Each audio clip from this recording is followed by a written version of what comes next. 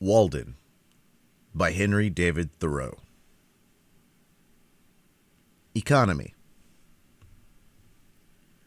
When I wrote the following pages, or rather the bulk of them, I lived alone, in the woods, a mile from any neighbor, in a house which I had built myself, on the shore of Walden Pond, in Concord, Massachusetts, and earned my living by the labor of my hands only.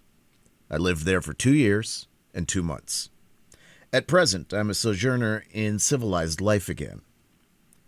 I should not obtrude my affairs so much on the notice of my readers if very particular inquiries had not been made by my townsmen concerning my mode of life, which some would call impertinent, though they do not appear to me at all impertinent, but, considering the circumstances, very natural and pertinent.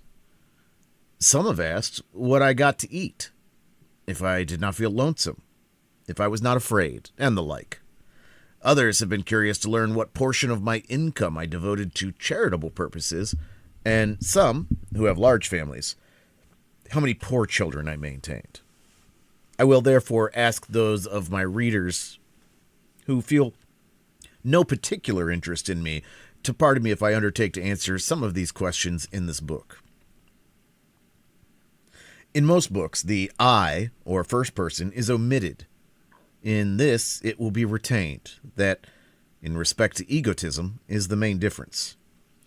We commonly do not remember that it is, after all, always the first person that is speaking. I should not talk so much about myself if there were anybody else whom I knew as well. Unfortunately, I am confined to this theme by the narrowness of my experience. Moreover, I, on my side, require of every writer, first or last, a simple and sincere account of his own life, and not merely what he has heard of other men's lives.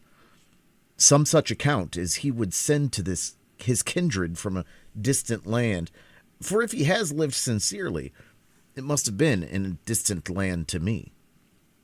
Perhaps these pages are more particularly addressed to poor students. As for the rest of my readers, they will accept such portions as apply to them. I trust that none will stretch the seams in putting on the coat, for it may do good service to him whom it fits.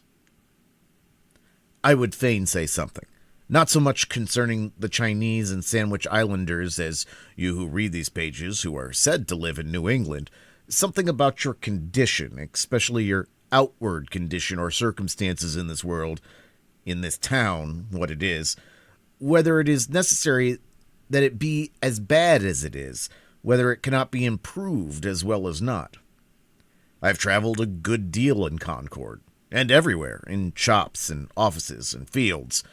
The inhabitants have appeared to me to be doing penance in 1,000 remarkable ways. What I have heard of Brahmins sitting exposed to 4 fires and looking in the face of the sun, or hanging suspended with their heads downward over flames, or looking at the heavens over their shoulders, until it becomes impossible for them to resume their natural position, while from the twist of the neck nothing but liquids can pass into the stomach. Or dwelling, chained for life, at the foot of a tree, or measuring with their bodies like caterpillars the breadth of vast empires, or standing on one leg on the top of pillars.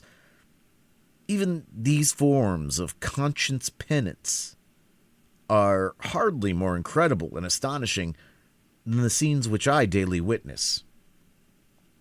The 12 labors of Hercules were trifling in comparison with those which my neighbors have undertaken, for they were only 12 and had an end. But I could never see that these men slew or captured any monster or finished any labor. They have no friend Iolaus to burn with a hot iron the root of the Hydra's head, but as soon as one head is crushed, 2 spring up. I see young men, my townsmen, whose misfortune it is to have inherited farms, houses, barns, cattle, and farming tools, for these are all more easily acquired than got rid of. Better if they had been born in the open pasture and suckled by a wolf, that they might have seen with clearer eyes what field they were called to labor in. Who made them serfs of the soil? Why should they eat their 60 acres when man is condemned to eat only his peck of dirt? Why should they begin digging their graves as soon as they are born? They have got to live a man's life, pushing all these things before them, and get on as well as they can.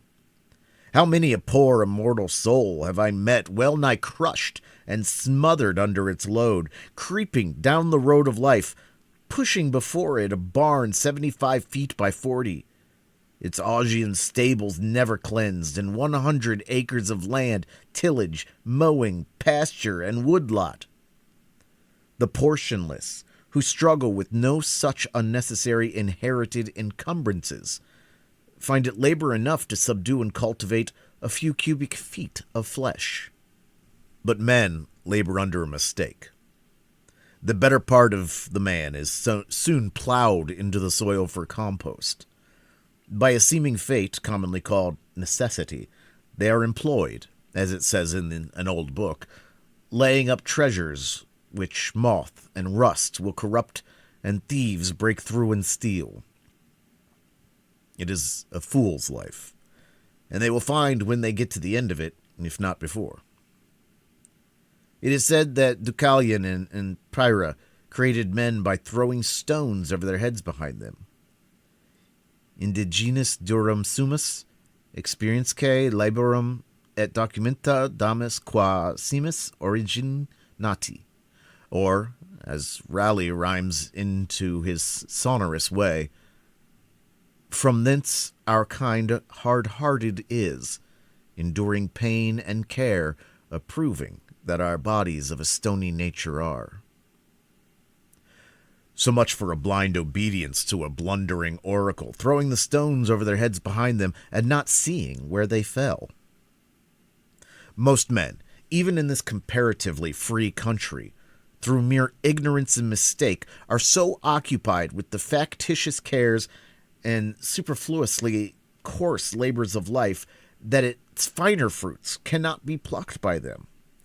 Their fingers, from excessive toil, are too clumsy and tremble too much for that. Actually, the laboring man has not leisure for a true integrity day by day. He cannot afford to sustain the manliest relations to men. His labor would be depreciated in the market.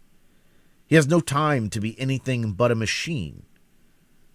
How can he remember well his ignorance, which his growth requires, who has so often to use his knowledge?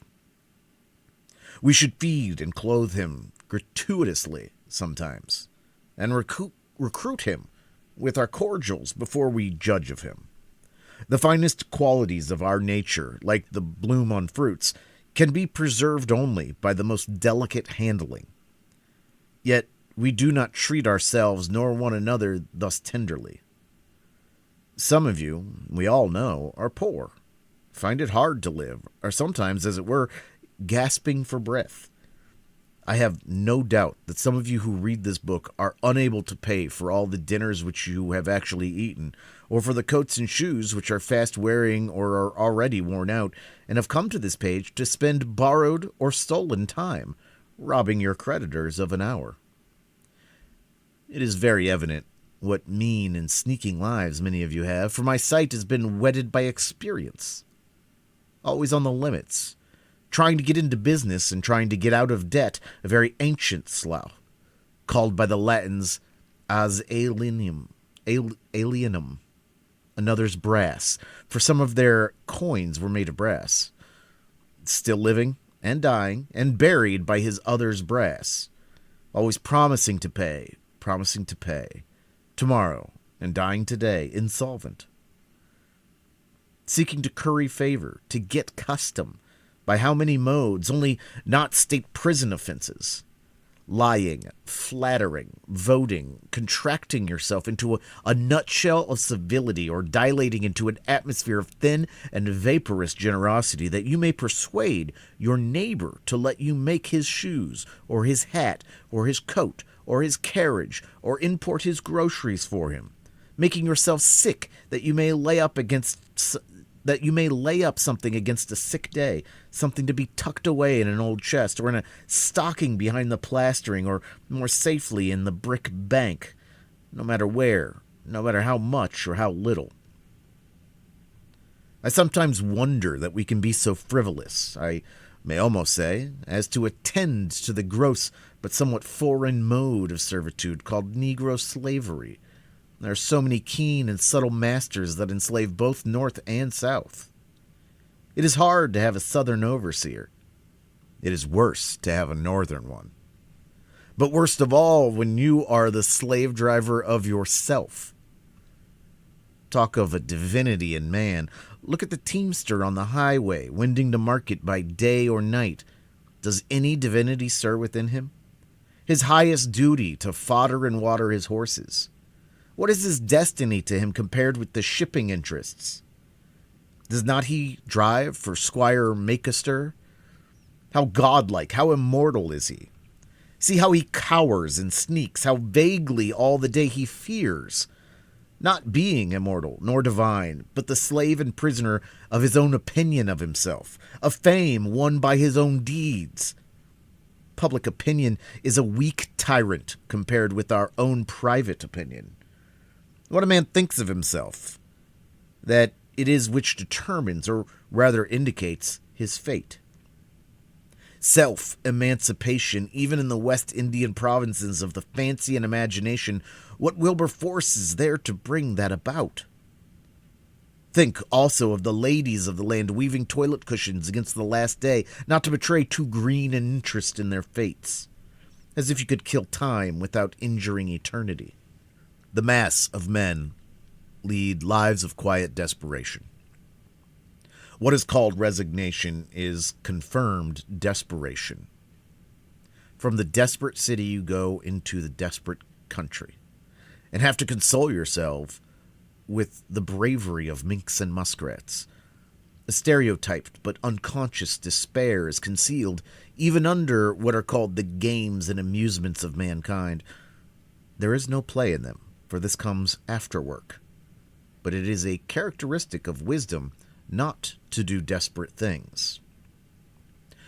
When we consider what, to use the words of the Catechism, is the chief end of man, and what are the true necessities and means of life, it appears as if men had deliberately chosen the common mode of living because they preferred it to any other. Yet they honestly think there is no choice left. But alert and healthy natures remember that the sun rose clear. It's never too late to give up our prejudices. No way of thinking or doing, however ancient, can be trusted without proof. What everybody echoes or in silence passes by as true today may turn out to be a falsehood tomorrow, mere smoke of opinion, which some had trusted for a cloud that would sprinkle fertilizing rain on their fields. What old people say you cannot do, you try and find that you can. Old deeds for old people and new deeds for new. Old people did not know enough once, perchance, to fetch fresh fuel to keep the fire going.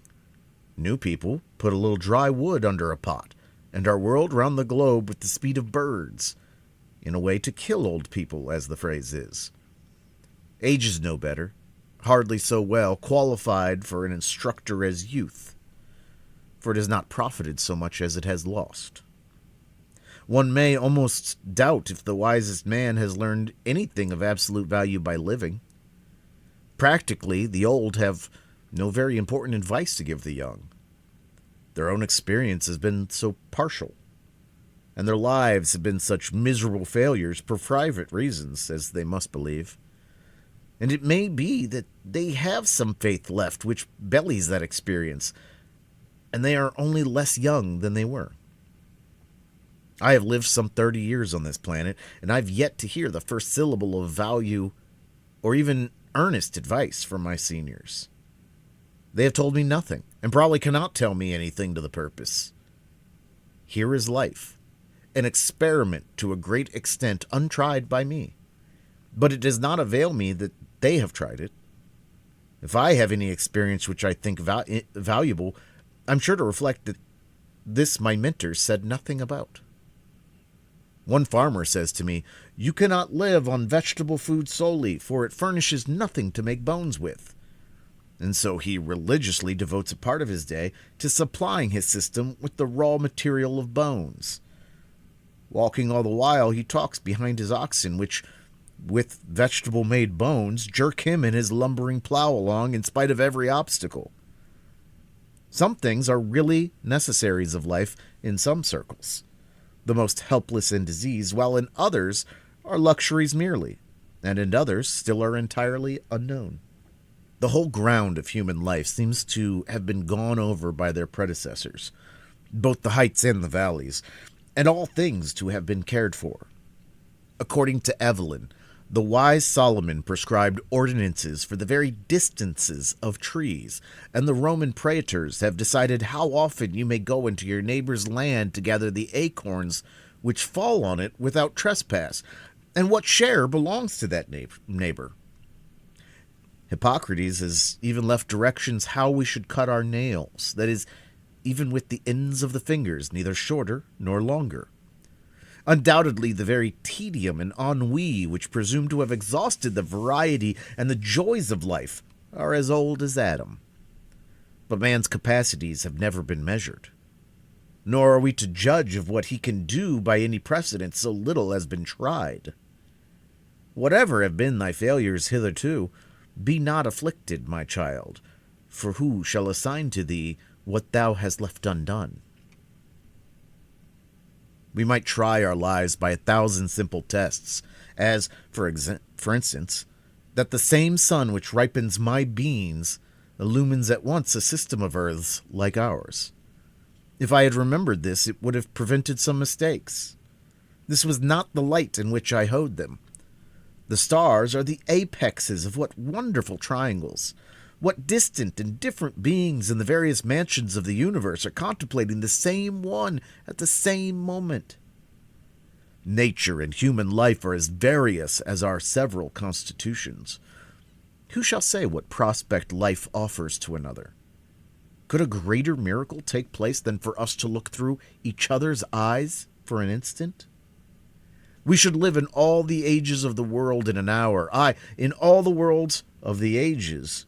History, poetry, mythology. I know of no reading of another's experience so startling and informing as this would be. The greater part of what my neighbors call good, I believe in my soul to be bad.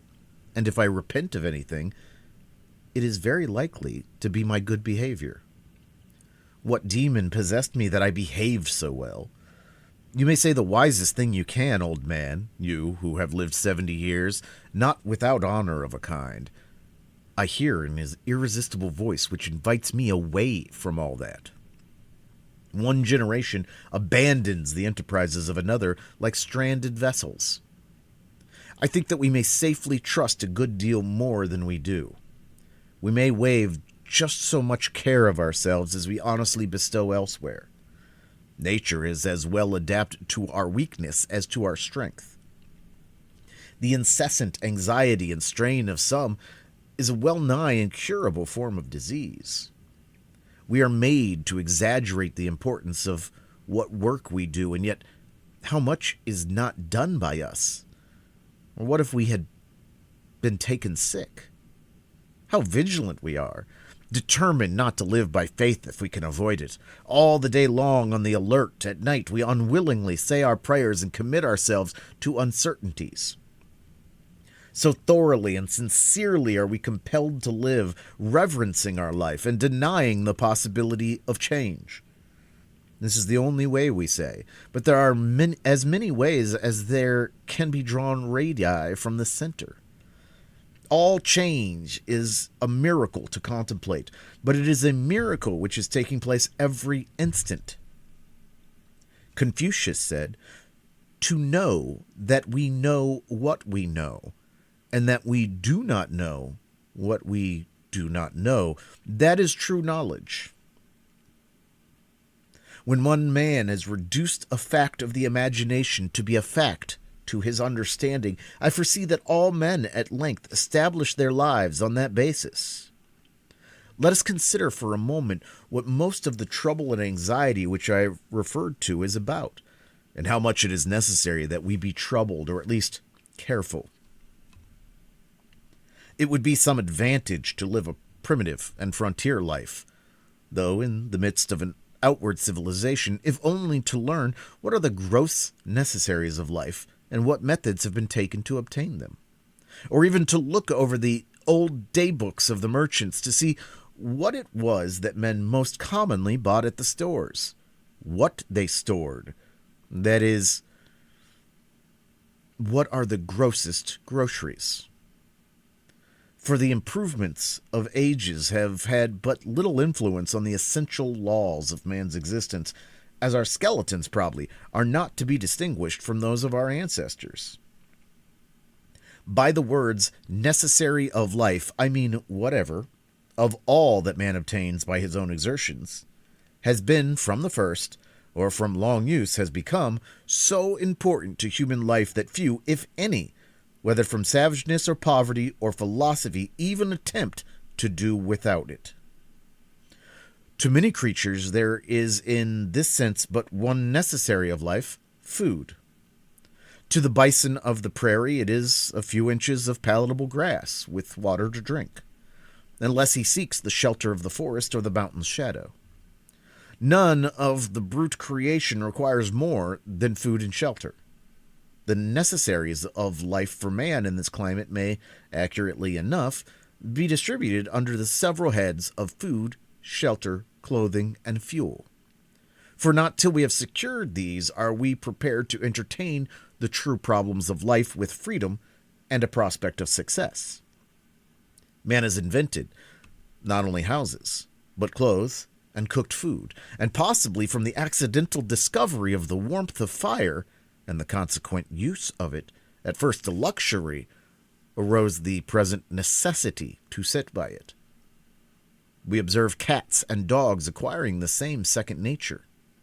By proper shelter and clothing, we legitimately retain our own internal heat, but with an excess of these, or of fuel, that is, with an external heat greater than our own internal, may not cookery properly be said to begin? Darwin, the naturalist, says of the inhabitants of Tierra del Fuego that while his own party, who were well clothed and sitting close to a fire, were far from too warm, these naked savages who were further off were observed to his great surprise to be streaming with perspiration at undergoing such a roasting.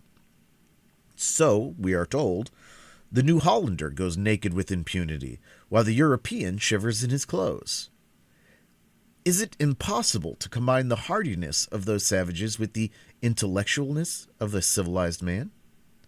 According to Liebig, man's body is a stove, and food the fuel which keeps up the internal combustion in the lungs. In cold weather, we eat more, in warm, less.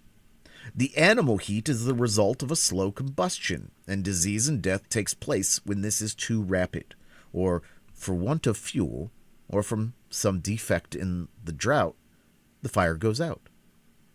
Of course, the vital heat is not to be confounded with fire. But so much for analogy.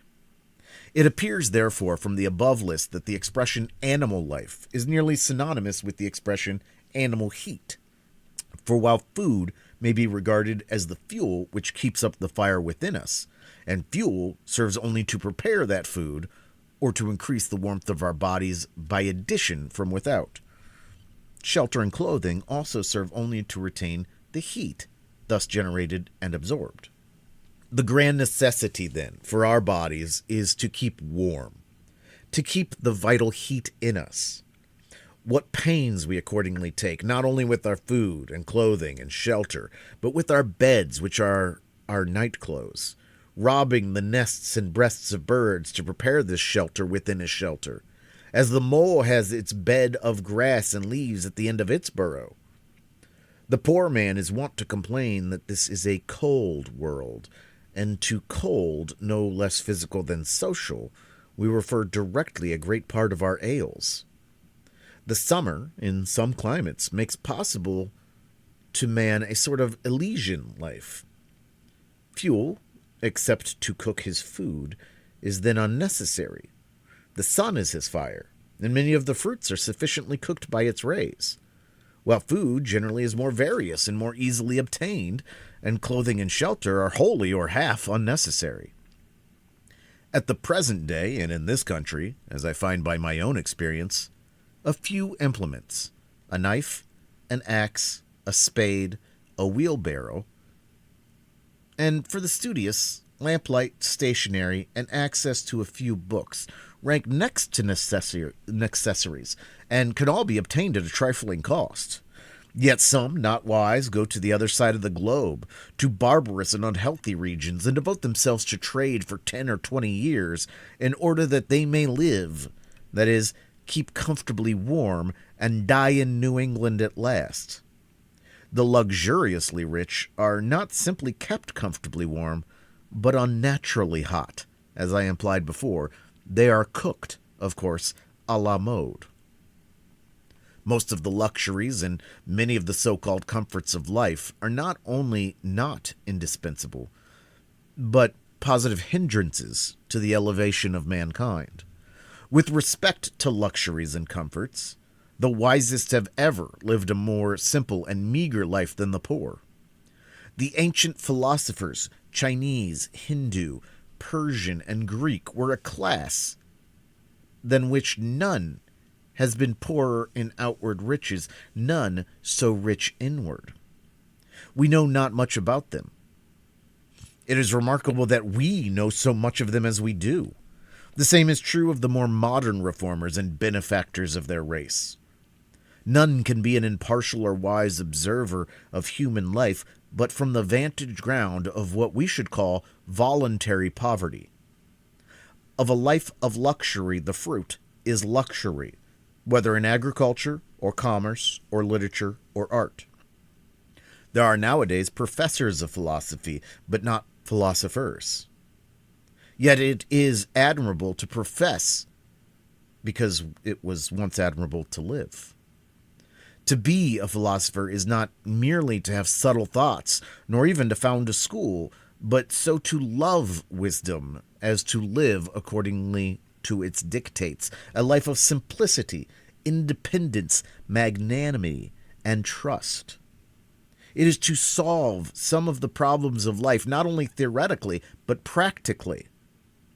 The success of great scholars and thinkers is commonly a courtier-like success, not kingly, not manly. They make shift to live merely by conformity, practically as their fathers did, and are in no sense the progenitors of a nobler race of men. But why do men degenerate ever? What makes families run out? What is the nature of the luxury which enervates and destroys nations? Are we sure that there is none of it in our own lives? The philosopher is in advance of his age, even in the outward form of his life. He is not fed, sheltered, clothed, warmed like his contemporaries. How can a man be a philosopher and not maintain his vital heat by better methods than other men?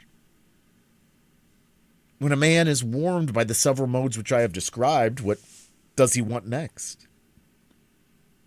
Surely not more warmth of the same kind as more and richer food, larger and more splendid houses, finer and more abundant clothing, more numerous, incessant, and hotter fires, and the like. When he has obtained those things which are necessary to life, there is another alternative than to obtain the superfluities, and that is to adventure on life now, his vacation from humbler toil having commenced. The soil, it appears, is suited to the seed, for it has sent its radicle downward, and it may now send its shoot upward also with confidence. Why has man rooted himself thus firmly in the earth, but that he may rise in the same proportion into the heavens above? For the nobler plants are valued for the fruit they bear at last in the air and light far from the ground, and are not treated like the humbler esculents which, though they may be biennials, are cultivated only till they have perfected their root, and often cut down at top for this purpose, so that most would not know them in their flowering season. I do not mean to prescribe rules to strong and valiant natures, who will mind their own affairs, whether in heaven or hell, and perchance build more magnificently and spend more lavishly than the richest, without ever impoverishing themselves, not knowing how they live, if indeed there are any such as has been dreamed, nor to those who find their encouragement and inspiration in precisely the present condition of things, and cherish it with the fondness and enthusiasm of lovers. And to some extent, I reckon myself in this number. I do not speak to those who are well employed, in whatever circumstances, and they know whether they are well employed or not, but mainly to the mass of men who are discontented, and idly complaining of their hardness of their lot, or of the times when they might improve them. There are some who complain most energetically and inconsolably of any, because they are, as they say, doing their duty. I also have in my mind that seemingly wealthy, but most terribly impoverished class of all, who have accumulated dross, but not know how to use it, or get rid of it, and thus have forged their own golden or silver fetters. If I should attempt to tell how have I desired to spend my life in years past, it would probably surprise those of my readers who are somewhat acquainted with its actual history. It would certainly astonish those who know nothing about it. I will only hint at some of the enterprises which I have cherished. In any weather, at any hour of the day or night, I have been anxious to improve the nick of time, and notch it on my stick, too, to stand on the meeting of two eternities, the past and the future, which is precisely the present moment, to toe that line. You will pardon some obscurities, for there are more secrets in my trade than in most men's, and yet not voluntarily kept, but inseparable from its very nature. I would gladly tell all that I know about it, and never paint no admittance on my gate. I long ago lost a hound, a bay horse, and a turtle dove, and am still on their trail. Many are the travelers I have spoken concerning them, describing their tracks and what calls they answered to. I have met one or two who have heard the hound and the tramp of the horse, and even seen the dove disappear behind a cloud, and they seemed as anxious to recover them as if they had lost them themselves. To anticipate not the sunrise and the dawn merely, but if possible, nature herself. How many mornings, summer and winter, before yet any neighbor was stirring about his business, have I been about mine? No doubt many of my townsmen have met me returning from this enterprise, farmers starting for Boston in the twilight, or wood choppers going to their work. It is true, I never assisted the sun materially in his rising, but doubt not, it was of the last importance only to be present at it. So many autumn, and winter days spent outside the town trying to hear what was in the wind, to hear and carry it express. I well nigh sunk all my capital in it, and lost my own breath into the bargain, running into the face of it. If it had concerned either of the political parties, depend on it, it would have appeared in the Gazette with the earliest intelligence. At other times, watching from the observatory of some cliff or tree to telegraph any new arrival, or waiting at evening on the hilltops for the sky to fall, that I might catch something, though I never caught much, and that, manna-wise, would dissolve again in the sun. For a long time I was a reporter to a journal, of no very wide circulation, whose editor has never yet seen fit to print the bulk of my contributions, and, as is too common with writers, I got only my labor for my pains. However, in this case, my pains were their own reward. For many years, I was the self-appointed inspector of snowstorms and rainstorms, and did my duty faithfully. Surveyor, if not of highways, then of forest paths, and all across-lot routes, keeping them open, and ravines bridged and passable at all seasons where the public heel had testified to their utility. I have looked after the wild stock of the town, which give a faithful herdsman a good deal of trouble by leaping fences, and I have had an eye to the unfrequented nooks and corners of the farm, though I did not always know whether Jonas or Solomon worked in a particular field today. That was none of my business. I have watered the red huckleberry, the sand cherry, and the nettle tree, the red pine and the black ash, the white grape and the yellow violet, which might have withered else in dry seasons. In short, I went on thus for a long time, I may say it without boasting, faithfully minding my own business, till it became more and more evident that my townsmen would not after all admit me into the list of town officers, nor make my place a sinecure with a moderate allowance. My accounts, which I can swear to have kept faithfully, I have indeed never got audited, still less accepted, still less paid and settled. However, I have not set my heart on that. Not long since, a strolling Indian went to sell baskets at the house of a well-known lawyer in my neighborhood. "Do you wish to buy any baskets?" he asked. "No, we do not want any," was the reply. "What?" exclaimed the Indian as he went out the gate. "Do you mean to starve us?" Having seen his industrious white neighbors so well off that the lawyer had only to weave arguments, and by some magic wealth and standing followed, he had said to himself, "I will go into business. I will weave baskets. It is a thing which I can do." Think that when he had made the baskets, he would have done his part, and then it would be the white man's to buy them. He had not discovered that it was necessary for him to make it worth the other's while to buy them, or at least make him think that it was so, or to make something else which it would be worth his while to buy. I too had woven a kind of basket of a delicate texture, but I had not made it worth anyone's while to buy them. Yet not the less in my case did I think it worth my while to weave them. And instead of studying how to make it worth men's while to buy my baskets, I studied rather how to avoid the necessity of selling them. The life which men praise and regard as successful is but one kind. Why should we exaggerate by any one kind at the expense of the others? Finding that my fellow citizens were not likely to offer me any room in the courthouse, or any curacy, or living anywhere else, I must shift for myself, I turned my face more exclusively than ever to the woods, which I was better known. I determined to go into business at once, and not wait to acquire the usual capital, using such slender means as I had already got. My purpose in going to Walden Pond was not to live cheaply, nor to live dearly there, but to transact some private business with the fewest obstacles.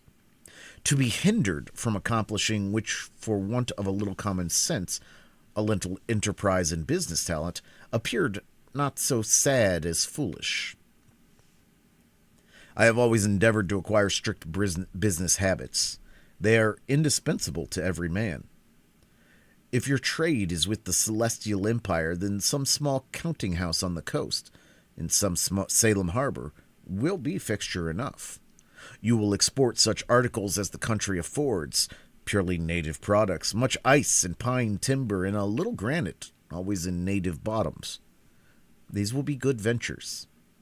To oversee all the details yourself in person, to be at once pilot and captain, and owner and underwriter, to buy and sell and keep the accounts, to read every letter received, and write or read every letter sent, to superintend the discharge of imports night and day, to be upon many parts of the coast almost at the same time.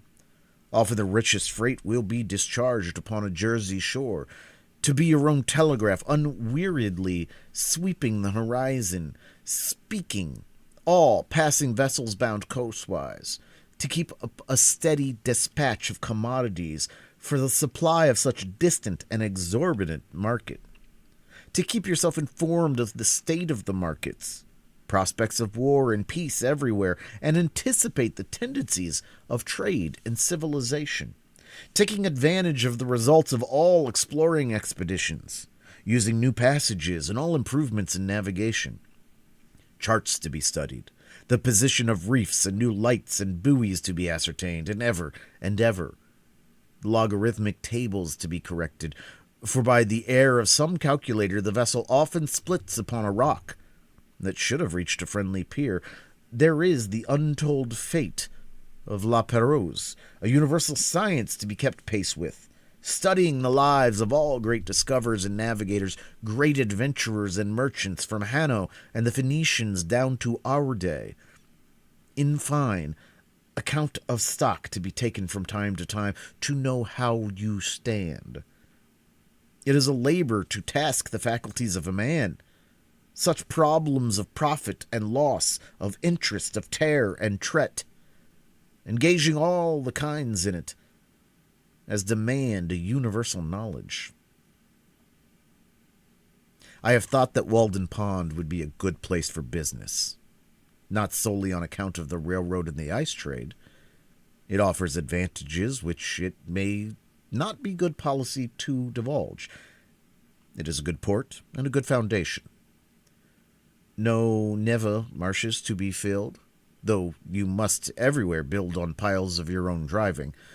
It is said that a flood tide, with a westerly wind, and ice in the Neva, would sweep St. Petersburg from the face of the earth.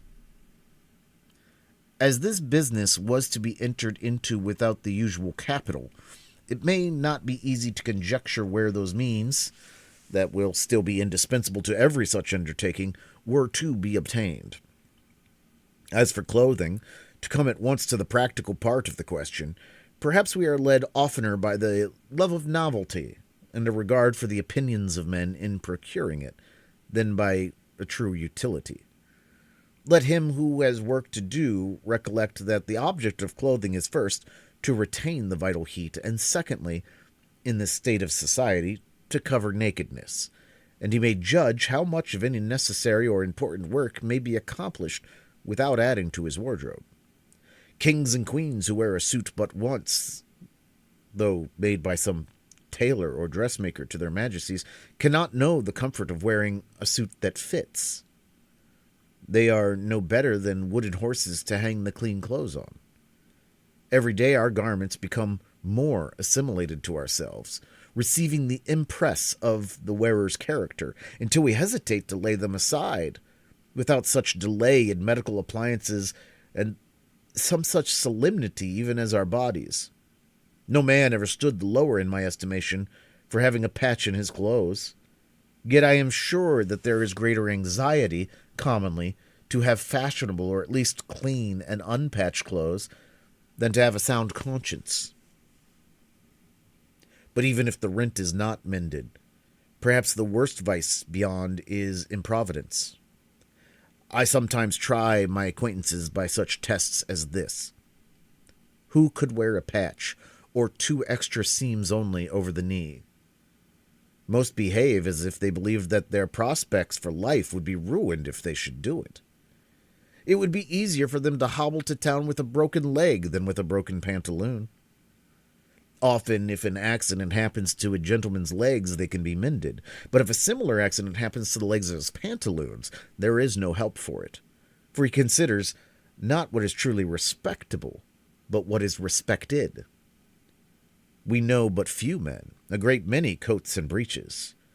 Dress a scarecrow in your last shift, you standing shiftless by, who would not soonest salute the scarecrow? Passing a cornfield the other day, close by a hat and a coat on a stake, I recognized the owner of the farm. He was only a little more weather-beaten than when I saw him last. I have heard of a dog that barked at every stranger who approached his master's premises with clothes on, but was easily quieted by a naked thief. It is an interesting question how far men would retain their relative rank if they were divested of their clothes.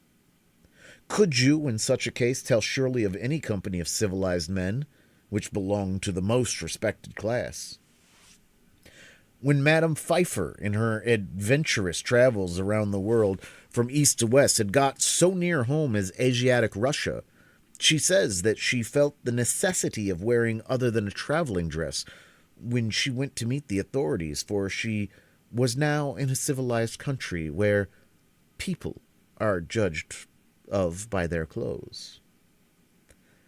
Even our democratic New England towns, the accidental possession of wealth and its manifestation in dress and equipage alone obtain for the possessor almost universal respect. But they yield such respect, numerous as they are so far heathen, and need to have a missionary sent to them. Besides, clothes introduced sewing, a kind of work which you may call endless. A woman's dress, at least, is never done. A man who has at length found something to do will not need to get a new suit to do it in. For him, the old will do. That has lain dusty in the garret for an indeterminate period. Old shoes will serve a hero longer than they have served his valet, if a hero ever has a valet. Bare feet are older than shoes, and he can make them do. Only they who go to soirees in legislative halls must have new coats to change as often as the man changes in them. But if my jacket and trousers, my hat and shoes are fit to worship God in, they will do, will they not? Whoever saw his old clothes, his old hat, actually worn out, resolved into its primitive elements, so that it was not a deed of charity to bestow it on some poor boy, by some perchance to be bestowed on some poorer still, or shall we say richer, who could do with less. I say beware of all enterprises that require new clothes, and not rather a new wearer of clothes. If there is not a new man, how can the new clothes be made to fit? If you have any enterprise before you, try it in your old clothes. All men want not something to do with, but something to do, or rather, something to be. Perhaps we should never procure a new suit, however ragged or dirty the old, until we have so conducted, so enterprised or sailed in some way, that we feel like new men in the old, and that to retain it would be like keeping new wine in old bottles. Our molting season, like that of fowls, must be a crisis in our lives. The loon retires to solitary ponds to spend it. Thus also the snake casts its slough, and the caterpillar its wormy coat, by an internal industry and expansion, for clothes are but our outmost cuticle and mortal coil. Otherwise we shall be found sailing under false colors, and be inevitably cashiered at last by our own opinion as well as that of mankind. We don garment after garment, as if we grew like exogenous plants by addition without. Our outside and often thin and fanciful clothes are our epidermis, or false skin, which partakes not of our life. It may be stripped off here and there without fatal injury.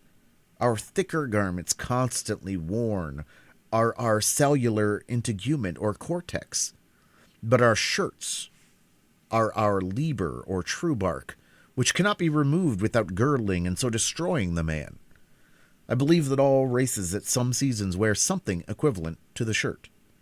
It is desirable that a man be clad so simply that he can lay his hands on himself in the dark, and that he live in all respects so compactly and preparedly that if an enemy take the town, he can, like the old philosopher, walk out the gate empty-handed without anxiety, while one thick garment is, for the most purposes, as good as 3 thin ones, and cheap clothing can be obtained at prices really to suit customers, while a thick coat can be bought for $5, which will last as many years, thick pantaloons for $2, cowhide boots for $1.50 a pair, a summer hat for $0.25, and a winter cap for 62.5 cents. Or a better be made at home at a nominal cost, where he is so poor that, clad in such a suit of his own earning, there will not be found wise men to do him reverence. When I ask for a garment of a particular form, my tailoress tells me gravely, they do not make them so now, not emphasizing the they at all, as if she quoted an authority as impersonal as the fates, and I find it difficult to get made what I want, simply because she cannot believe that I mean what I say, that I am so rash. When I hear this oracular sentence, I am for a moment absorbed in thought, emphasizing to myself each word separately, that I may come at the meaning of it, that I may find out by what degree of consanguinity they are related to me, and what authority they may have in an affair which affects me so dearly. And finally, I am inclined to answer her with equal mystery, and without any more emphasis of the they. It is true they did not make them so recently, but they do now. Of what use this measuring of me, if she does not measure my character, but only the breadth of my shoulders, as if it were a peg to hang the coat on? We worship not the graces, nor the parse, but fashion. She spins and weaves and cuts with full authority. The head monkey at Paris puts on a traveler's camp, and all the monkeys in America do the same. I sometimes despair of getting anything quite simple and honest done in this world by the help of men. They would have to be passed through a powerful press first, to squeeze their old notions out of them so that they would not soon get upon their legs again, and then there would be someone in the company with a maggot in his head, hatched from an egg deposited there nobody knows when, but for not even fire kills these things, and you would have lost your labor. Nevertheless, we will not forget that some Egyptian wheat was handed down to us by a mummy. On the whole, I think that it cannot be maintained that dressing has, in this or any country, risen to the dignity of an art. At present, men make shift to wear what they can get. Like shipwrecked sailors, they put on what they can find on the beach, and at a little distance, whether of space or time, laugh at each other's masquerade. Every generation laughs at the old fashions, but follows religiously the new. We are amused at beholding the costumes of Henry VIII or Queen Elizabeth as much as if it was that of the king and queen of the Cannibal Islands. All costume off a man is pitiful and grotesque. It is only the serious eye peering from and the sincere life passed within it which restrain laughter and consecrate the costume of any people. Let Harlequin be taken with a fit of the colic, and his trappings will have to serve that mood too. When the soldier is hit by a cannonball, rags are as becoming as purple. The childish and savage taste of men and women for new patterns keeps how many shaking and squinting through kaleidoscopes that they may discover their particular figure which this generation requires today. The manufacturers have learned that this taste is merely whimsical.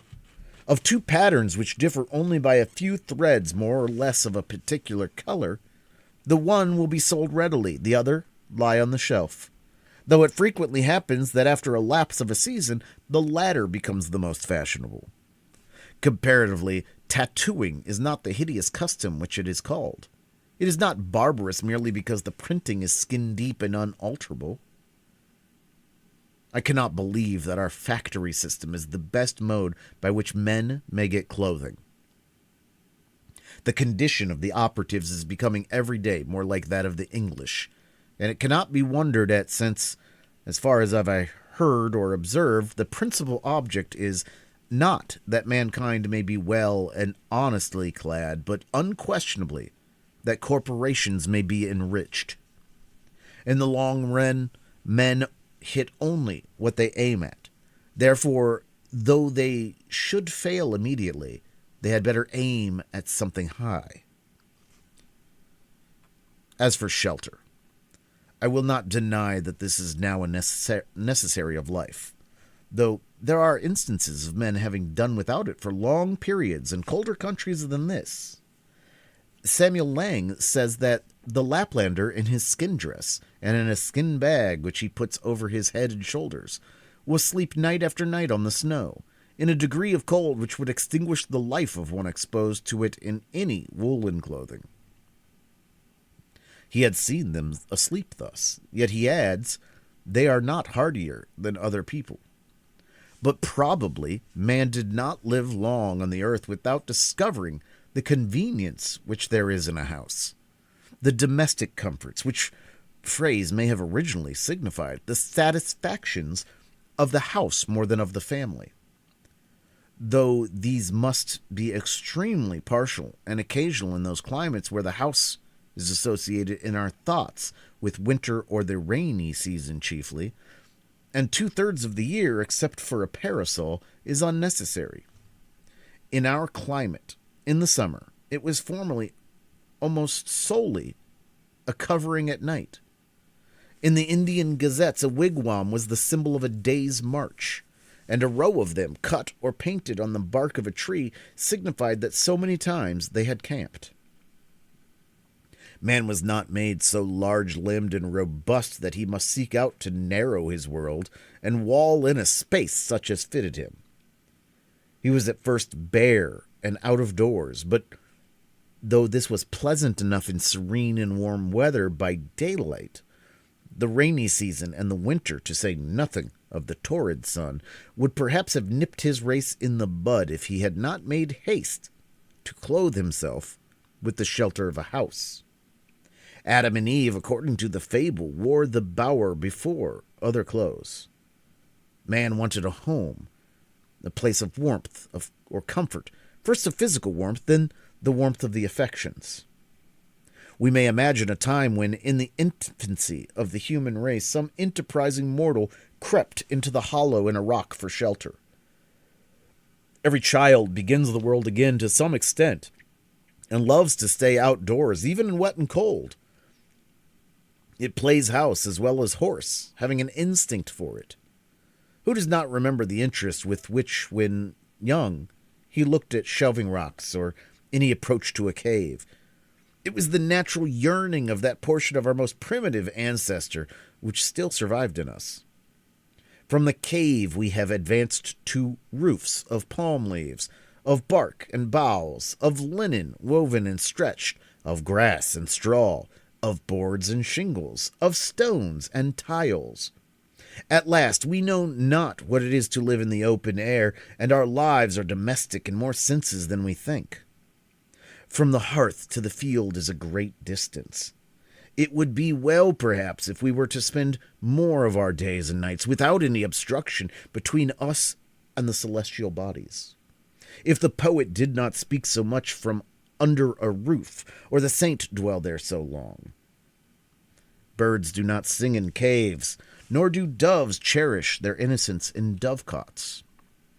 However, if one designs to construct a dwelling house, it behooves him to exercise a little Yankee shrewdness, lest, after all, he finds himself in a workhouse, a labyrinth without a clue, a museum, an almshouse, a prison, or a splendid mausoleum instead. Consider first how slight a shelter is absolutely necessary. I have seen Penobscot Indians in this town, living in tents of thin cotton cloth, while the snow was nearly a foot deep around them, and I thought that they would be glad to have it deeper to keep out the wind.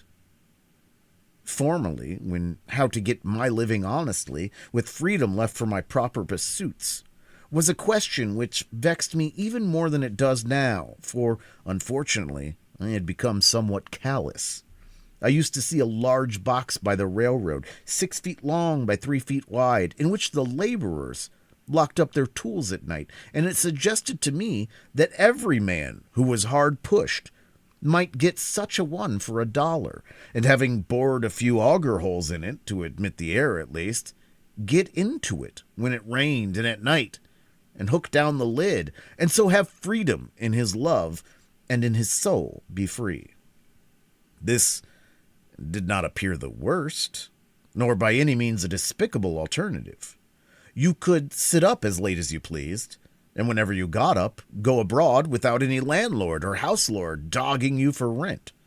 Many a man is harassed to death to pay the rent of a larger and more luxurious box, who would not have frozen to death in such a box as this. I am far from jesting. Economy is a subject which admits of being treated with levity, but it cannot be so disposed of. A comfortable house for a rude and hardy race that lived mostly out of doors was once made here almost entirely of such materials as nature furnished ready to their hands. Gookin, who was superintendent of the Indians subject to the Massachusetts colony, writing in 1674, says, "The best of their houses are covered very neatly, tight and warm, with barks of trees, slipped from their bodies at those seasons when the sap is up, and made into great flakes, with pressure of weighty timber when they are green. The meaner sort are covered with mats which they make of a kind of bulrush, and are indifferently tight and warm, but not so good as the former. Some I have seen 60 or 100 feet long and 30 feet abroad. I have often lodged in their wigwams, and found them as warm as the best English houses." He adds that they were commonly carpeted and lined within with well-wrought embroidered mats, and were furnished with various utensils. The Indians had advanced so far as to regulate the effect of the wind by a mat suspended over the hole in the roof and moved by a string. Such a lodge was in the first instance constructed in a day or two at most, and taken down and put up in a few hours, and every family owned one, or its apartment in one. In the savage state, every family owns a shelter as good as the best and sufficient for its coarser and simpler wants. But I think that I speak within bounds when I say that, though the birds of the air have their nests, and the foxes their holes, and the savages their wigwams, in modern civilized society, not more than 1/2 the families own a shelter. In the large towns and cities where civilization especially prevails, the number of those who own a shelter is a very small fraction of the whole. The rest pay an annual tax for this outside garment of all, become indispensable summer and winter, which would buy a village of Indian wigwams, but now helps to keep them poor as long as they live. I do not mean to insist here on the disadvantage of hiring compared with owning, but it is evident that the savage owns his shelter because it costs so little, while the civilized man hires his commonly because he cannot afford to own it, nor can he, in the long run, any better afford to hire. But, answers one, by merely paying this tax, the poor civilized man secures an abode which is a palace compared with the savages. An annual rent of from $25 to $100, these are the country rates, entitles him to the benefit of the improvement of centuries, spacious apartments, clean paint and paper, Rumford fireplace, back plastering, Venetian blinds, copper pump, spring lock, a commodious cellar, and many other things. But how happens it that he who is said to enjoy these things is so commonly a poor civilized man, while the savage who has them not is rich as a savage?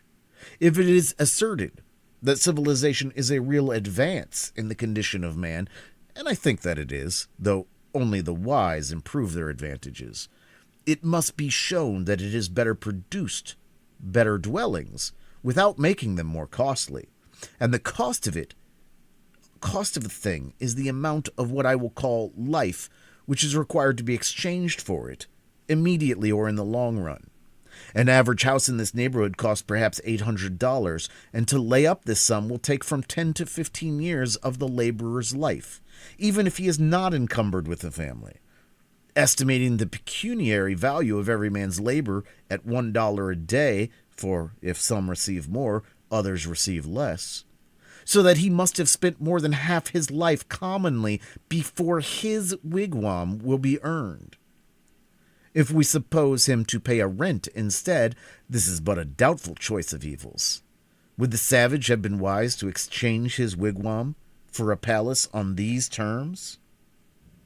It may be guessed that I reduced almost the whole advantage of holding the superfluous property as a fund in store against the future, so far as the individual is concerned, mainly to the defraying of funeral expenses. But perhaps a man is not required to bury himself.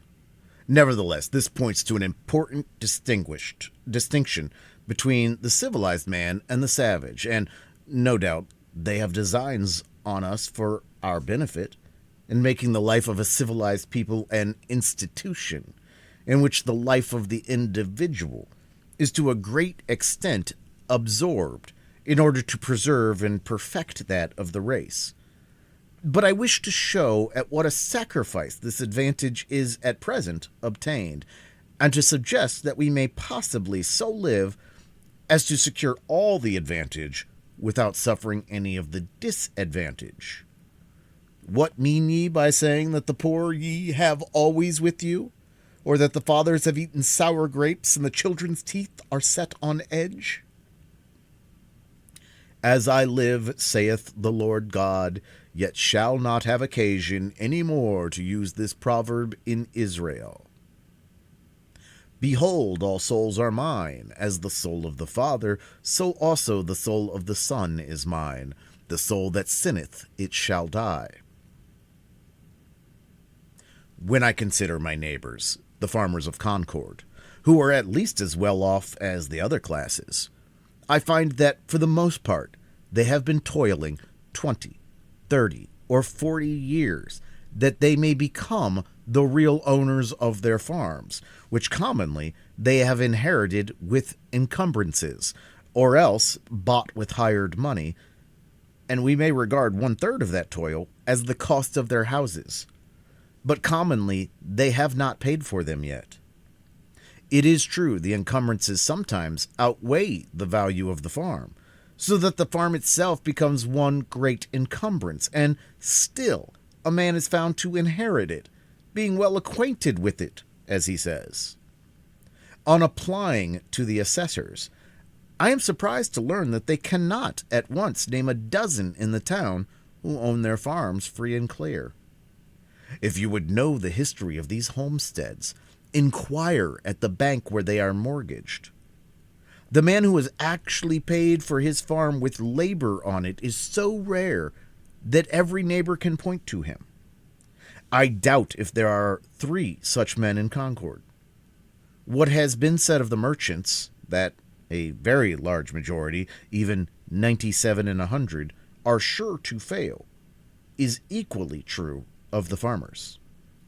With regard to the merchants, however, one of them says pertinently that a great part of their failures are not genuine pecuniary failures, but merely failures to fulfill their engagements because it is inconvenient. That is, it is the moral character that breaks down. But this puts an indefinitely worse face on the matter, and suggests, besides, that probably not even the other 3 succeed in saving their souls, but are pinchance bankrupt in a worse sense than they who fail honestly. Bankruptcy and repudiation are the springboards from which much of our civilization bolts and turns its somersets. But the savage stands on the unelastic plank of famine. Yet the Middlesex cattle show goes off here with a clot annually, as if all the joints of agriculture machine were suent. The farmer is endeavoring to solve the problem of a livelihood by a formula more complicated than the problem itself. To get his shoestrings, he speculates in herds of cattle. With consummate skill, he has set his trap with a hair spring to catch comfort and independence, and then, as he turned away, got his own leg into it. This is the reason he is poor, and for a similar reason we are all poor in respect to 1,000 savage comforts, though surrounded by luxuries. As Chapman sings, the false society of men, for earthly greatness, all heavenly comforts rarefies to air. And when the farmer has got his house, he may not be the richer but the poorer for it, and it be the house that has got him. As I understand it, that was a valid objection urged by Momus against the house which Minerva made, that she had not made it movable, by which means a bad neighborhood might be avoided. And it may still be urged, for our houses are such unwieldy property that we are often imprisoned rather than housed in them, and the bad neighborhood to be avoided is our own scurvy selves. I know one or two families, at least in this town, who, for nearly a generation, have been wishing to sell their houses in the outskirts and move into the village, but have not been able to accomplish it, and only death will set them free. Granted that the majority are able to at last either own or hire the modern house with all its improvements. While civilization has been improving our houses, it has not equally improved the men who are to inhabit them. It has created palaces, but it was not so easy to create noblemen and kings. And if the civilized man's pursuits are no worthier than the savage's, if he has employed the greater part of his life in obtaining gross necessaries and comforts merely, why should he have a better dwelling than the former? But how do the poor minority fare? Perhaps it will be found that just in proportion as some have been placed in outward circumstances above the savage, others have been degraded below him. The luxury of one class is counterbalanced by the indigence of another. On the one side is the palace, on the other are the almshouse and silent poor. The myriads who built the pyramids to be the tombs of the pharaohs were fed on garlic, and it may be were not decently buried themselves. The mason who finishes the cornice of the palace returns at night perchance to a hut not so good as a wigwam. It is a mistake to suppose that, in a country where the usual evidences of civilization exist, the condition of a very large body of the inhabitants may not be as degraded as that of savages. I refer to the degraded poor, not now to the degraded rich. To know this, I should not need to look further than to the shanties which everywhere border our railroads, that last improvement in civilization, where I see in my daily walks human beings living in sties, and all winter with an open door for the sake of light, without any visible, often imaginable woodpile, and the form of both old and young are permanently contracted by the long habit of shrinking from cold and misery, and the development of their limbs and faculties is checked. It certainly is fair to look at the class by whose labor the works which distinguish this generation are accomplished. Such, too, to a greater or less extent, is the condition of the operatives of every denomination in England, which is the great workhouse of the world. Or I could refer you to Ireland, which is marked as one of the white or enlightened spots on the map. Contrast the physical condition of the Irish with that of the North American Indian, or the South Sea Islander, or any other savage race before it was degraded by contact with the civilized man. Yet I have no doubt that the people's rulers were as wise as the average of civilized rulers. Their condition only proves what squalidness may consist with civilization. I hardly need refer now to the laborers in our southern states, who produce the staple exports of this country and are themselves a staple production of the South, but to confine myself to those who are said to be in moderate circumstances.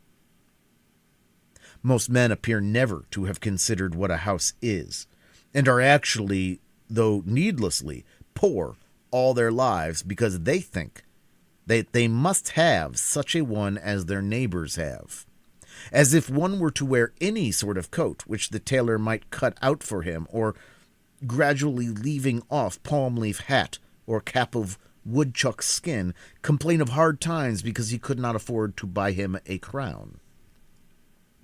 It is possible to invent a house still more convenient and luxurious than we have, which yet all would admit that man could not afford to pay for. Shall we always study to obtain more of these things, and not sometimes be content with less? Shall the respectable citizen thus gravely teach by precept and example the necessity of the young man's proving a certain number of superfluous glow shoes and umbrellas and empty guest chambers for empty guests before he dies? Why should not our furniture be as simple as the Arabs or the Indians? When I think of the benefactors of the race, whom we have apostatized as messengers from heavens, bearers of divine gifts to man, I do not see in my mind any retinue at their heels, any carload of fashionable furniture.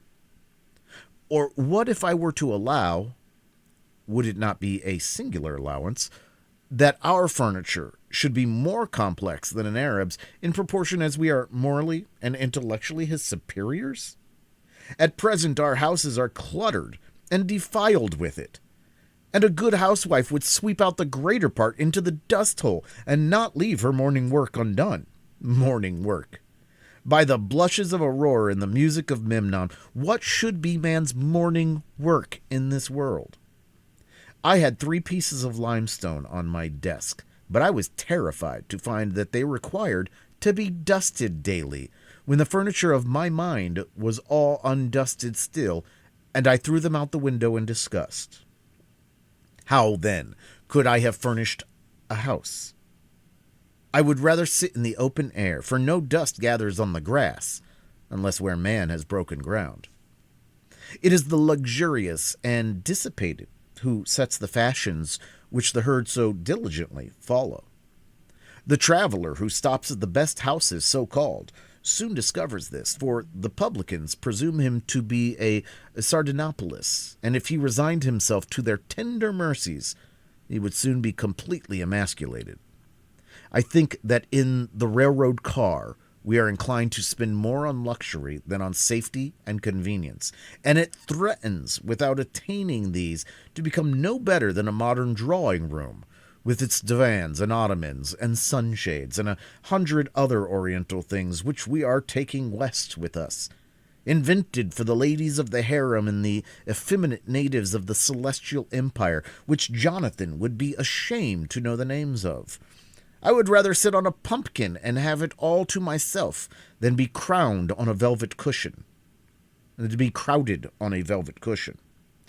I would rather ride on earth in an ox cart with a free circulation than go to heaven in the fancy car of an excursion train and breathe the malaria all the way.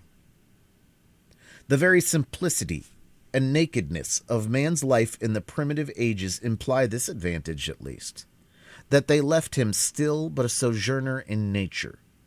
When he was refreshed with food and sleep, he contemplated his journey again.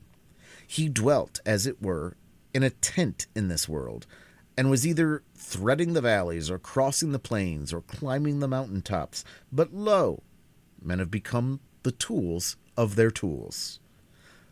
The man who independently plucked the fruits when he was hungry is become a farmer, and he who stood under a tree for shelter, a housekeeper.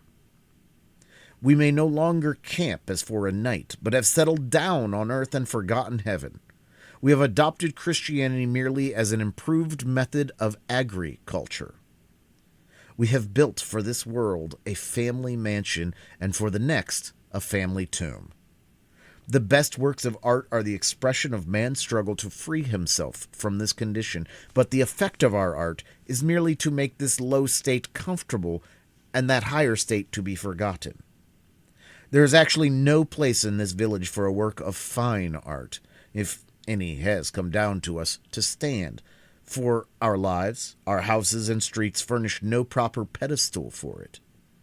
There is not a nail to hang a picture on, nor a shelf to receive the bust of a hero or a saint. When I consider how our houses are built and paid for, or not paid for, and their internal economy managed and sustained, I wonder that the floor does not give way under the visitor while he is admiring the gewgaws under the mantelpiece, and let him through into the cellar to some solid and honest, though earthly, foundation.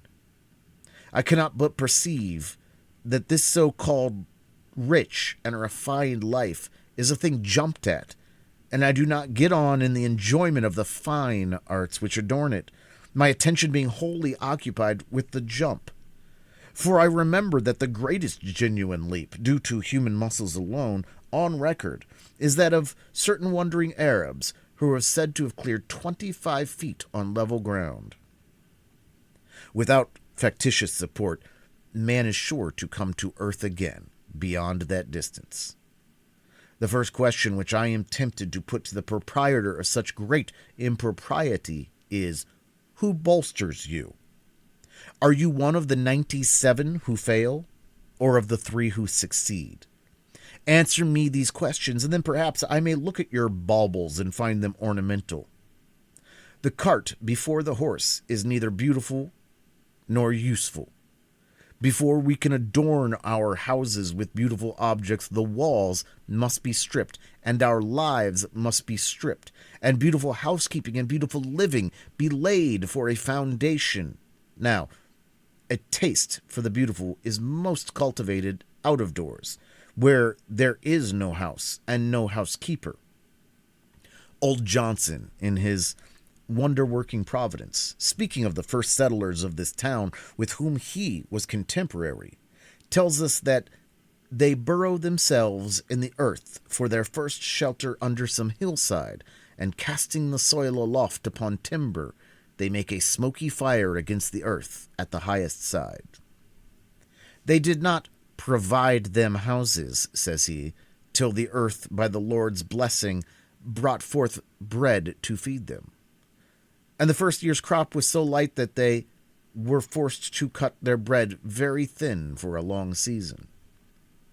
The secretary of the province of New Netherland, writing in Dutch in 1650, for the information of those who wish to take up land there, states more particularly that those in New Netherland, especially in New England, who have no means to build farmhouses, at first, according to their wishes, dig a square pit in the ground, cellar fashion, 6 or 7 feet deep, as long and as broad as they think proper, case the earth inside with wood all around the wall, and line the wood with the bark of trees or something else to prevent the caving in of the earth. Floor this cellar with plank, and wainscot it overhead for a ceiling. Raise a roof of spars clear up, and cover the spars with bark or green sod so that they can live dry and warm in these houses with their entire family for 2, 3, and 4 years, it being understood that partitions are run through these cellars which are adapted to the size of the family.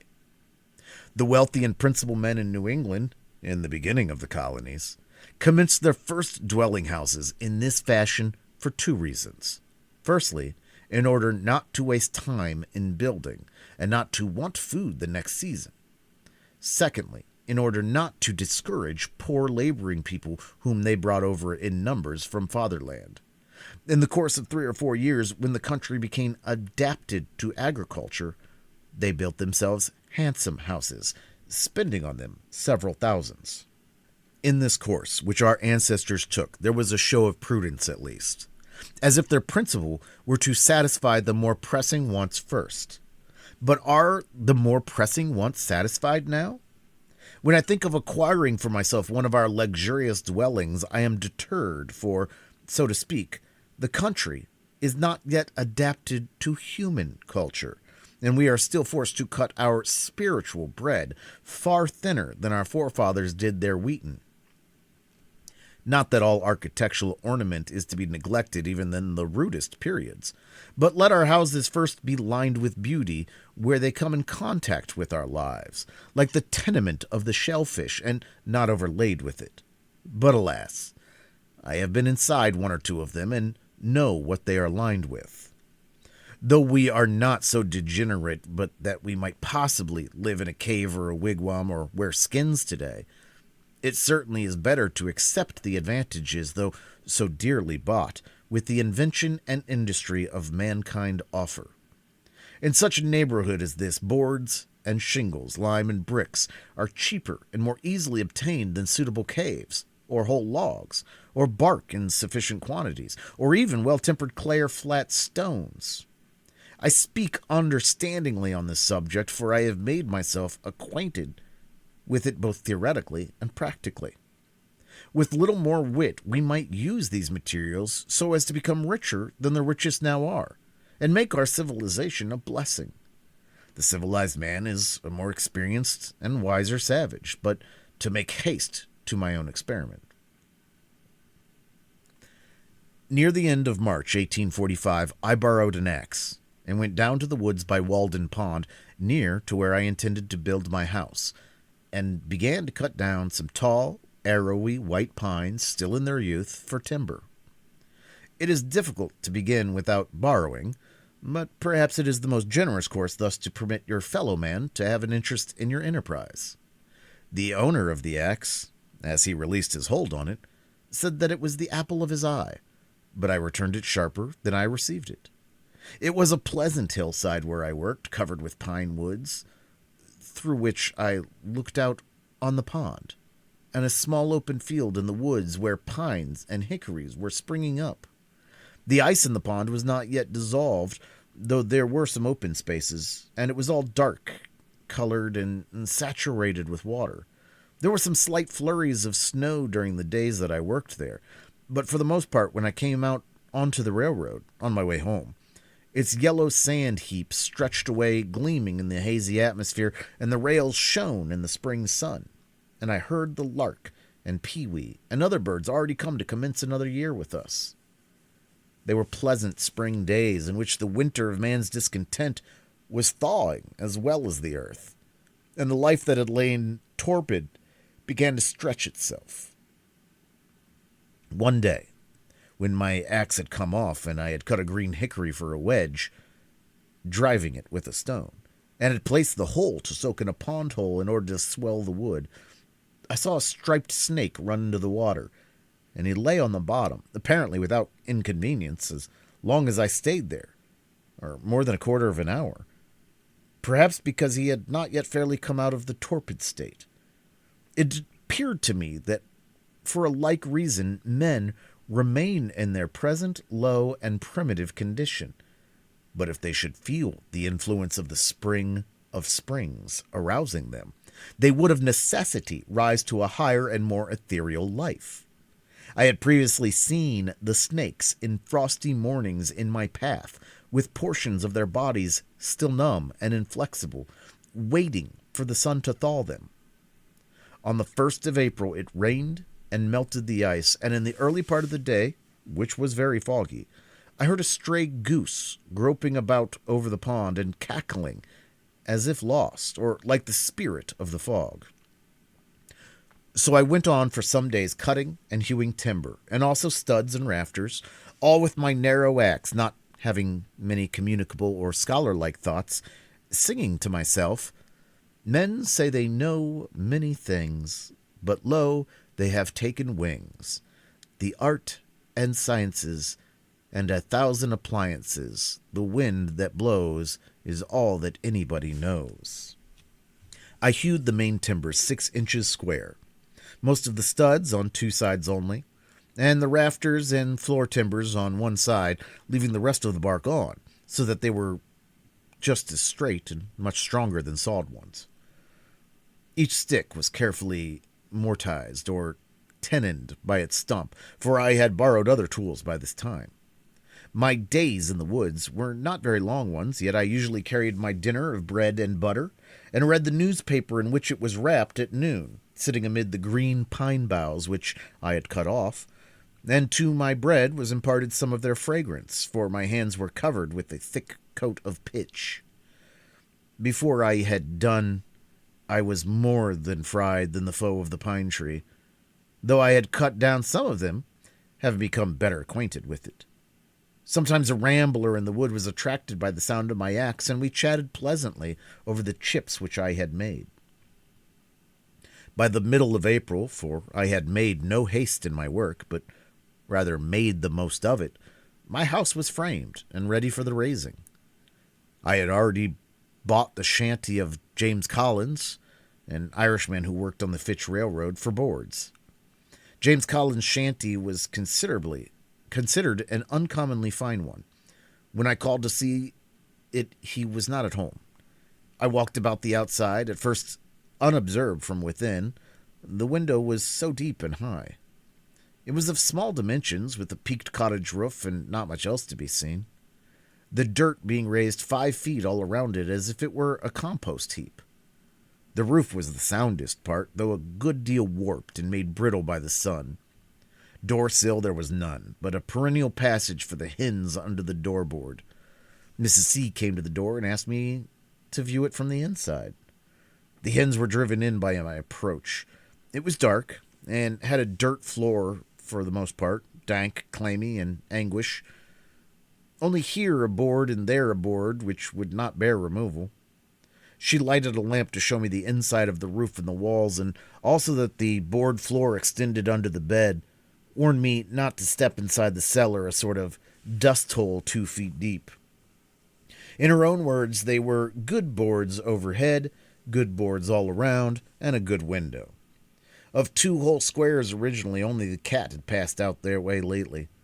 There was a stove, a bed, and a place to sit an infant in the house where it was born, a silk parasol, a gilt-framed looking-glass, and a patent new coffee mill nailed to an oak sapling, all told. The bargain was soon concluded, for James had, in the meanwhile, returned.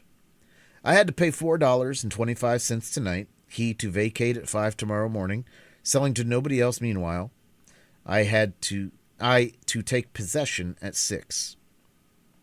It were well, he said, to be there early and anticipate certain indistinct but wholly unjust claims on the score of ground rent and fuel. This, he assured me, was the only encumbrance. At 6 I passed him and his family on the road. 1 large bundle held their all, bed, coffee mill, looking-glass, hens, all but the cat. She took to the woods and became a wildcat, and, as I learned afterward, trod in a trap set for woodchucks, and so became a dead cat at last. I took down this dwelling the same morning, drawing the nails, and removed it to the pond side by small cartloads, spreading the boards and the grass there to bleach and warp back again in the sun. 1 early thrush gave me a note or 2 as I drove along the woodland path. I was informed treacherously by a young Patrick that neighbor Seeley, an Irishman, in the intervals of the carting, transferred the still tolerable, straight, and drivable nails, staples, and spikes to his pocket, and then stood when I came back to pass the time of the day, and looked freshly up, unconcerned with spring thoughts at the devastation, there being a dearth of work, as he said. He was there to represent spectatordom, and help make this seemingly insignificant event one with the removal of the gods of Troy. I dug my cellar in the side of a hill sloping to the south, where a woodchuck had formerly dug his burrow, down through sumac and blackberry roots and the lowest stain of vegetation, 6 feet square by 7 feet deep, to a fine sand where potatoes would not freeze in any winter. The sides were left shelving and not stoned, but the sun having never shone on them, the sand still keeps its place. It was but 2 hours' work. I took particular pleasure in this breaking of ground, for in almost all latitudes men dig into the earth for an equable temperature.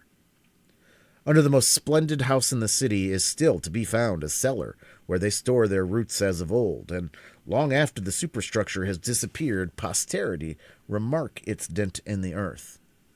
The house is still but a sort of porch at the entrance of a burrow. At length, in the beginning of May, with the help of some of my acquaintances, rather to improve so good an occasion for neighborliness than from any necessity, I set up the frame of my house. No man was ever more honored in the character of his raisers than I. They are destined, I trust, to assist at the raising of loftier structures one day. I began to occupy my house on the 4th of July, as soon as it was boarded and roofed, for the boards were carefully feather-edged and lapped, so that it was perfectly impervious to rain. But before boarding, I laid the foundation of a chimney at one end, bringing 2 cartloads of stones up the hill from the pond in my arms. I built the chimney after my hoeing in the fall, before a fire became necessary for warmth, doing my cooking in the mean while out of doors on the ground, early in the morning, which mode I still think is in some respects more convenient and agreeable than the usual one. When it stormed before my bread was baked, I fixed a few boards over the fire, and sat under them to watch my loaf, and pass some pleasant hours in that way. In those days, when my hands were much employed, I read but little, but the least scraps of paper which lay on the ground, my holder or tablecloth, afforded me as much entertainment, in fact, answered the same purpose as the Iliad. It would be worth the while to build still more deliberately than I did, considering, for instance, what foundation a door, a window, a cellar, a garret have in the nature of man, and perchance never raising any superstructure until we found a better reason for it than our temporal necessities even. There is some of the same fitness in a man's building his own house that there is in a bird's building its own nest. Who knows but if men constructed their dwellings with their own hands and provided food for themselves and families simply and honestly enough, the poetic faculty would be universally developed, as birds universally sing when they are so engaged. But alas, we do like cowbirds and cuckoos, which lay their eggs in nests which other birds have built, and cheer no traveler with their chattering and unmusical notes. Shall we forever resign the pleasure of construction to the carpenter? What does architecture amount to in the experience of the mass of men? I never in all my walks came across a man engaged in so simple and natural an occupation as building his house. We belong to the community. It is not the tailor alone who is the ninth part of man. It is as much the preacher and the merchant and the farmer. Where is this division of labor to end, and what object does it finally serve? No doubt another may also think for me, but it is not therefore desirable that he should do so to the exclusion of my thinking for myself. True, there are architects so-called in this country, and I have heard of one at least possessed with the idea of making architectural ornaments have a core of truth, a necessity, and hence a beauty, as if it were a revelation to him. All very well, perhaps, from his point of view, but only a little better than the common dilettantism. A sentimental reformer in architecture, he began at the cornice, not at the foundation. It was only how to put a core of truth within the ornaments that every sugar plum, in fact, might have an almond or caraway seed in it, though I hold that almonds are most wholesome without the sugar, and not how the inhabitant, the indweller, might build truly within and without, and let the ornaments take care of themselves.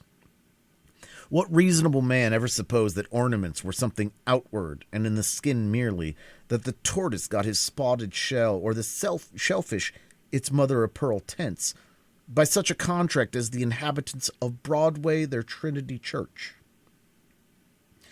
But a man has no more to do with the style of architecture of his house than a tortoise with that of its shell. Nor need the soldier be so idle as to try to paint the precise color of his virtue on his standard. The enemy will find out. He may turn pale when the trial comes. This man seemed to me to lean over the cornice and timidly whisper his half-truth to the rude occupants who really knew it better than he. What of architectural beauty I now see, I know he has gradually grown from within outward, out of the necessities and character of the indweller, who is the only builder, out of some unconscious truthfulness and nobleness, without ever a thought for the appearance, and whatever additional beauty of this kind is destined to be produced will be preceded by a like unconscious beauty of life. The most interesting dwellings in this country, as the painter knows, are the most unpretending, humble log huts and cottages of the poor commonly. It is the life of the inhabitants whose shells they are, and not any peculiarity in their surfaces merely, which makes them picturesque. And equally interesting will be the citizen's suburban box, when his life shall be as simple and as agreeable to the imagination, and there is as little straining after effect in the style of his dwelling. A great proportion of architectural ornaments are literally hollow, and a September gale would strip them off, like borrowed plumes, without injury to the substantials. They can do without architecture who have no olives nor wines in the cellar. What if an equal ado were made about the ornaments of style in literature, and the architects of our Bible spent as much time about their cornices as the architects of our churches do? So are made the belles lettres and the beaux arts and their professors. Much it concerns a man, forsooth, how few sticks are slanted over him or under him, and what colours are daubed upon his box. It would signify somewhat if, in any earnest sense, he slated them and daubed it. But the spirit having departed out of the tenant, it is of a piece with constructing his own coffin. The architecture of the grave and carpenter is but another name for coffin maker. One man says, in his despair or indifference to life, take up a handful of the earth at your feet and paint your house that color. Is he thinking of his last and narrow house? Toss up a copper for it as well. What an abundance of leisure he must have. Why do you take up a handful of dirt? Better paint your house your own complexion. Let it turn pale or blush for you. An enterprise to improve the style of cottage architecture. When you have got my ornaments ready, I will wear them. Before winter, I built a chimney and shingled the sides of my house, which were already impervious to rain, with imperfect and sappy shingles made of the first slice of the log, whose edges I was obliged to straighten with a plane. I have thus a tight shingled and plastered house, 10 feet wide by 15 feet long, and 8 feet posts, with a garret and a closet, a large window on each side, 2 trap doors, 1 door at the end, and a brick fireplace opposite. The exact cost of my house, paying the usual price for such materials as I used, but not counting the work, all of which was done by myself, was as follows, and I give the details because very few are able to tell exactly what their houses cost, and fewer still, if any, the separate costs of the various materials which compose them. Boards, $8.03.50, mostly shanty boards. Refuse shingles for roof sides, $4. Lathes, $1.25. 2 second-hand windows with glass, $2.43. 1,000 old brick, $4. 2 casks of lime, $2.40. That was high. Hair, 31 cents, more than I needed. Mantle tree iron, 15 cents. Nails, $3.90. Hinges and screws, 14 cents. Latch, 10 cents. Chalk, 1 cent. Transportation, $1.40. I carried a good part on my back. In all, $28.12.50. These are all the materials excepting the timber, stones, and sand, which I claimed by squatter's right. I have also a small wood shed adjoining, made chiefly of the stuff which was left after building the house. I intended to build me a house which will surpass any on the main street in Concord in grandeur and luxury, as soon as it pleases me as much and will cost me no more than my present one. I thus found that the student who wishes for a shelter can obtain one for a lifetime, at an expense not greater than the rent which he now pays annually. If I seem to boast more than is becoming, my excuse is that I brag for humanity rather than for myself, and my shortcomings and inconsistencies do not affect the truth of my statement.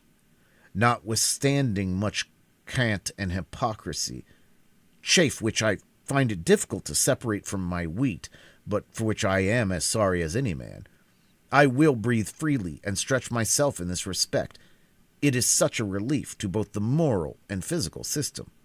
And I am resolved that I will not, through humility, become the devil's attorney. I will endeavor to speak a good word for the truth. At Cambridge College, the mere rent of a student's room, which is only a little larger than my own, is $30 each year, though the corporation had the advantage of building 32 side by side and under one roof, and the occupant suffers the inconvenience of many and noisy neighbors, and perhaps a residence in the 4th story.